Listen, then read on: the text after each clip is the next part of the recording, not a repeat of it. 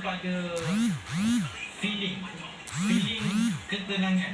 Ada orang buat video camping ke apa kan, tapi dia lebih pada nak approach orang supaya orang tengok video camping dia, orang rasa damai sebab dia tak dapat nak pergi camping. Orang lain tak semua orang boleh pergi camping kan. Jadi dia nak rasa damai tengok camping.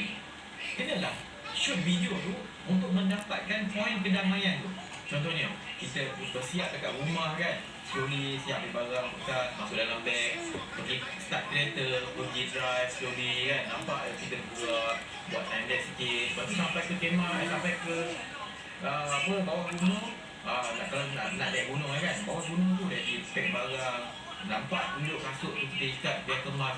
Ni orang dapat feeling yang dia nak rasa kalau dia pergi camping atau pergi hiking apa. Tunjukkan itu. Kalau itu tujuan kita, nak bagi orang enjoy video kita untuk bagi tenang.